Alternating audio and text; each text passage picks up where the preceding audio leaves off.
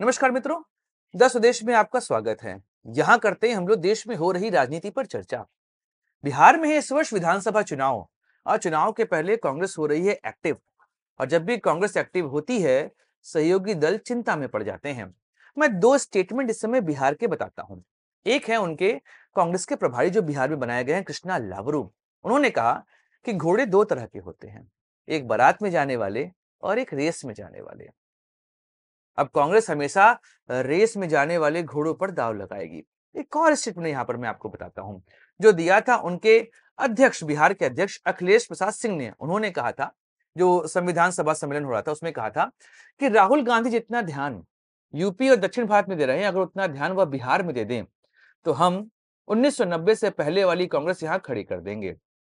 रही सही कसर जब कन्हैया कुमार को बिहार में भेजा गया, उसके बाद तो आरजेडी के माथे पर पसीना आना शुरू हो चुका है। अब आने वाले समय में बिहार की राजनीति क्या होगी, आज इसी विषय पर करेंगे चर्चा। हम बात करेंगे पहले कांग्रेस की बिहार में स्थिति क्या थी और क्या है, फिर महागठबंधन के विषय में बात करेंगे और अंत में कन्हैया कुमार के चेहरे की बात करेंगे। नमस्कार दोस्तों, मैं सुधांशु, आप देख रहे हैं द स्वदेश। दोस्तों, द स्वदेश एक मंच है जहां पर हम निष्पक्ष पॉलिटिकल एनालिसिस करते हैं। अगर आपको हमारा पॉलिटिकल एनालिसिस पसंद आता है तो आप यूपीआई के माध्यम से हमारी मदद भी कर सकते हैं। बाकी हमारे चैनल को सब्सक्राइब करिए, वीडियो को लाइक करिए और वीडियो को शेयर जरूर करिए।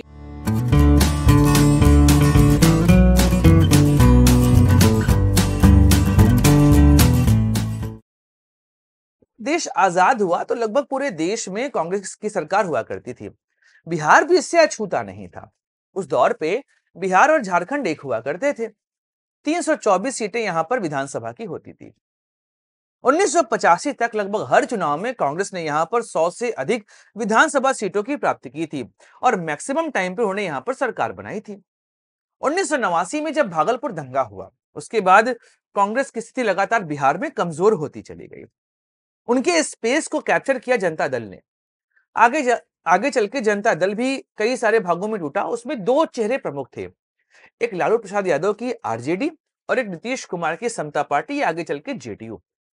और कांग्रेस का वोट बैंक इन्हीं सब पार्टियों के बीच में बंटना शुरू हो चुका था, जहां पर ओबीसी वोट दो धड़ों में बंट गया, एक गया लालू के साथ और एक गया नीतीश के साथ। दलित वोट रामविलास पासवान ने अपने पास ले लिया था। मुस्लिम वोट भी चला गया था लालू प्रसाद यादव के पास, और सवर्ण वोट जो कांग्रेस के पास था वह आ चुका था बीजेपी के पास। ऐसे में कांग्रेस के पास यहां पर कुछ भी नहीं बचा था। खासकर जब 2000 में बिहार का बंटवारा हुआ, बिहार और झारखंड अलग हुए, तो बिहार में 243 सीटें आई और इस स्थिति में कांग्रेस यहां पर और बुरी स्थिति में जाने लगी। खासकर जब जेडीयू और भाजपा ने मिलकर यहां पर सरकार बनाई, उसके बाद तो कांग्रेस का अस्तित्व ही यहां पर समाप्त हो गया। किशनगंज के एरिया को छोड़ दें तो बाकी जगहों पर कांग्रेस की प्रेजेंस लगभग लगभग खत्म हो चुकी थी। 2020 का जो चुनाव हुआ था, इस चुनाव में कांग्रेस ने 70 सीटों पर चुनाव लड़ा था आरजेडी साथ मिलकर, और यहां पर 19 सीटों पर विजय प्राप्त की थी। तो लगा कि कांग्रेस का रिवाइवल यहां पर संभव है, लेकिन आरजेडी ने इस पर भी कांग्रेस के ऊपर कटाक्ष मारा था कि तुमने अगर अपना स्ट्रैटेजी ठीक किया होता तो हम यहां मिलकर सरकार बना रहे होते। तो कांग्रेस की स्थिति बिहार के चुनाव में लगातार कमजोर होती गई है और उनके वोट बैंक पर अन्य पार्टियों ने कब्जा कर लिया। अगर हम महागठबंधन की स्थिति को समझें तो आप यह समझिए कि 2015 में महागठबंधन का निर्माण हुआ था। इसमें नीतीश कुमार और लालू साथ आए थे और सहयोग मिला था इसमें कम्युनिस्ट पार्टी का और कांग्रेस का। यह सब मिलकर 2015 का चुनाव लड़ते हैं। इस चुनाव में विजय भी प्राप्त होती है महागठबंधन को, लेकिन आगे चल के नीतीश कुमार इससे अलग होते हैं।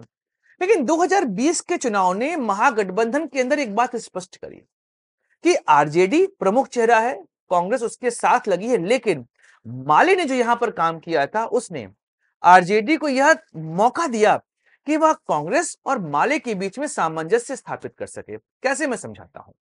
2020 में जहां पर कांग्रेस को 70 सीटें दी गई थी, उसमें से कांग्रेस ने केवल 19 सीटें जीती थी और माले को 19 सीटें दी गई थी और 12 सीटों पर विजय प्राप्त हुई थी। ऐसे में हम कह सकते हैं स्ट्राइक रेट माले का बहुत शानदार था।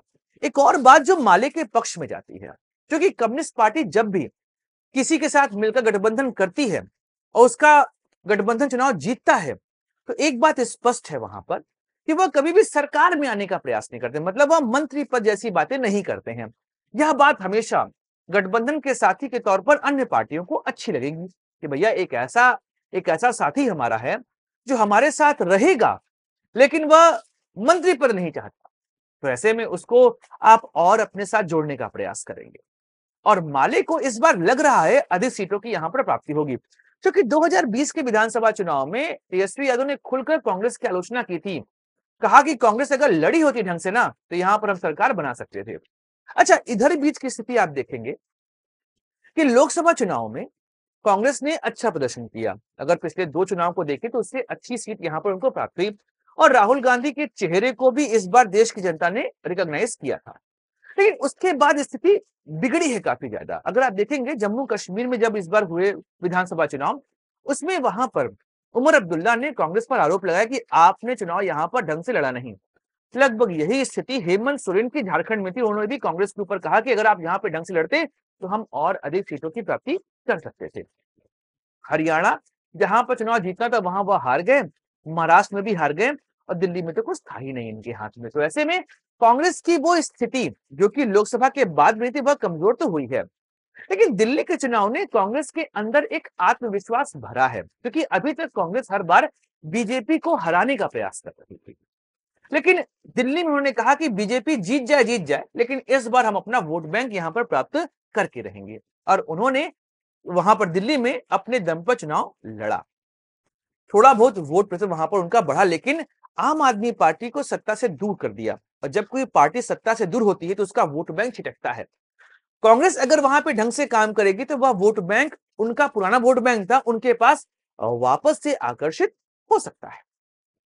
उसके बाद आप देखेंगे कि कांग्रेस लगातार प्रयास कर रही है कि वह अपने दम पर यहां पर खड़े हो, लेकिन अभी भी स्थिति बहुत कमजोर है।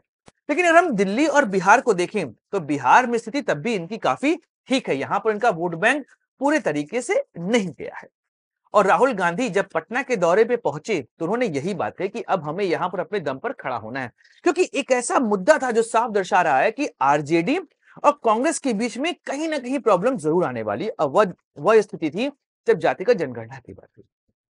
यह जनगणना हुई थी जिस समय कांग्रेस सरकार का भाग थी। उसके बाद भी राहुल गांधी ने कह दिया जनगणना फेक है, जिसका क्लेम हमेशा से तेजस्वी यहां पर करते चले आ रहे थे। तो सीधी बात है, जिस मुद्दे पर आपने अपनी राजनीति इस समय खड़ी की है और आपके सरकार के समय जातिगत जनगणना कराई गई थी, उसके बाद अगर आप उसको फेक बोल रहे हैं तो कहीं ना कहीं एक अलग नैरेटिव लेकर चलने का प्रयास यहां पर दिखाई दे रहा है। अब आते हैं अपने अंतिम सेगमेंट पर कि आखिर बिहार की स्थिति बन क्या रही है। इसके लिए जो सबसे महत्वपूर्ण नाम आ रहा है वह है कन्हैया कुमार का। यंग चेहरा है, और इस समय बिहार की राजनीति में नीतीश कुमार को लेकर थकावट दिख रही है और लोग यंग चेहरे की ओर जाना चाह रहे हैं। तो इसका स्पेस हर किसी को दिखाई दे रहा है। अगर भाजपा के पास सम्राट चौधरी हैं, तो वहीं पर इस समय सबसे बड़ा यंग चेहरा है आरजेडी के तेजस्वी यादव। इधर जन स्वराज पार्टी के पास भी यंग चेहरा है और वह है प्रशांत कुमार। अगर एलजेपी देखेंगे तो वहां पर भी यंग चेहरा है, उस चेहरे का नाम है चिराग पासवान। ऐसे में कांग्रेस के पास कोई यंग चेहरा नहीं था, तो उन्होंने कन्हैया कुमार को यहां पर प्रोजेक्ट करने का प्रयास किया है। कन्हैया कुमार 2019 में आखिरी बार बिहार में एक्टिव हुए थे, लेकिन उस समय वह आते थे सीपीआई से, कम्युनिस्ट पार्टी के टिकट पर उन्होंने बेगूसराय से चुनाव लड़ा था। उस चुनाव में उनकी बहुत बड़ी हार हुई थी और वहां पर आरजेडी ने उनके खिलाफ अपना कैंडिडेट भी खड़ा किया।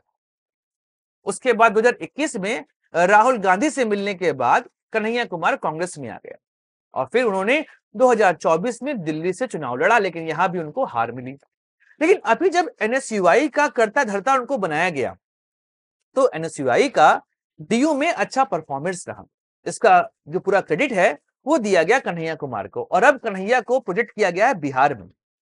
और बिहार में जितनी ताकत उनको दी गई है, यह तेजस्वी यादव को असहज करने के लिए काफी, क्योंकि अभी जो यात्रा शुरू हो रही है, नौकरी दो पलायन रोको यात्रा, आप समझिए इस मुद्दे को लेकर तेजस्वी भी मुखर है। प्रशांत किशोर भी इस मुद्दे को कैश करना चाहते हैं, क्योंकि बिहार का सबसे बड़ा मुद्दा इस समय नौकरी है और पलायन है। बिहार के युवा अपने राज्य से बाहर जाकर छोटे मोटे काम कर रहे हैं, अगर उनको हम बिहार में नौकरी दें तो पलायन भी रुकेगा और बिहार की आर्थिक स्थिति भी मजबूत होगी। और कन्हैया इस पूरे यात्रा को लीड करते दिखाई दे रहे हैं और इस यात्रा में राहुल गांधी के भी आने की पूरी संभावना है, क्योंकि राहुल और कन्हैया इस समय एक पेज पर दिखाई दे रहे हैं। कई बार क्या होता है कि आप पार्टी में तो होते लेकिन एक पेज पर नहीं होते, लेकिन कन्हैया और राहुल एक पेज पर दिखाई दे रहे हैं। माना जा रहा है कि इस पूरी यात्रा में 2 बार राहुल गांधी आने वाले हैं और अगर वह इस यात्रा में आए, क्योंकि आरजेडी अभी इस यात्रा का भाग नहीं है, यह कांग्रेस की पूरी तरीके से अपनी यात्रा है, यह पैदल यात्रा है। आप अगर नोटिस करेंगे तो राहुल गांधी की 2 यात्राओं ने उनके लिए राजनीतिक माहौल देश में बनाया था और अगर यह यात्रा यहां पर शुरू हुई और आरजेडी को इस यात्रा से अलग रखा गया और राहुल गांधी इसमें शामिल हुए तो सीधी बात है कांग्रेस को यहां पर बूस्ट तो मिलेगा। और कृष्णा अल्लावरू भी युवा चेहरा है, कन्हैया के साथ वह तालमेल बिठाने का प्रयास कर रहे हैं, तो वह भी आने वाले समय में बिहार की राजनीति में अच्छा खासा परिवर्तन डालेंगे, क्योंकि जो मैंने वीडियो की शुरुआत में कहा था कि घोड़े 2 तरह के होते हैं, बारात वाले और रेस वाले, और कांग्रेस अब रेस वाले घोड़ों पर दांव लगाएगी, यह कहा है कृष्णा लावरू ने। तो सीधी बात है कि कांग्रेस इस बार बिहार के चुनाव में अपने आप को स्थापित करने का प्रयास करेगी। अब कांग्रेस के साथ यहां पर आरजेडी एक सामंजस्य से नहीं बैठा और कांग्रेस अलग गई महागठबंधन से, जिसकी संभावना बहुत कम है, लेकिन फिर भी अगर वह जाती है तो 2 तरह के वोटों पर असर पड़ेगा। पहला सवर्ण वोट और दूसरा मुस्लिम वोट। सवर्ण वोट जहां पर कांग्रेस का परंपरागत वोट था बिहार में, वह बीजेपी की ओर गया है, तो बीजेपी से वह अपना वोट छीनने का प्रयास करेगा। प्रशांत किशोर न्यूट्रलाइज हो जाएंगे एक तरीके से और मुस्लिम वोट यहां पर बंटने की पूरी संभावना है, क्योंकि आरजेडी के पास एमवाई समीकरण का ही आधार है, बाकी लोगों को वह जोड़ नहीं पाए अभी तक। तेजस्वी लगातार प्रयास कर रहे हैं कि वह अन्य समाज के लोगों के साथ मिलकर अपना वोट बैंक यहां बढ़ा सके, तो उसकी संभावना अभी कम दिखाई दे रही है। लेकिन कांग्रेस के लिए इस समय बिहार में स्थिति दिल्ली के मुकाबले काफी अच्छी है। अगर यहां पर वह अपनी इस यात्रा को सही तरीके से लेकर चले तो आने वाले समय में बिहार में कांग्रेस आपको अपने पैरों पर खड़ी होते दिखाई देगी, लेकिन ईमानदारी से प्रयास जरूरी है। सिर्फ आपको बोलने में वीरवान नहीं होना है, आपको कर्म भी करके दिखाना होगा। बूथ मैनेजमेंट अगर आपने किया तो ठीक है, अन्यथा वही होगा जो हरियाणा, दिल्ली और महाराष्ट्र में हुआ। दोस्तों, वीडियो समाप्त करते हैं, मिलेंगे अगले वीडियो में, चर्चा करेंगे किसी और राजनीतिक मुद्दे की। अपने दोस्त सुधांशु को दीजिए इजाजत। Like, share, subscribe the channel. जय हिंद, वंदे मातरम, भारत माता की जय।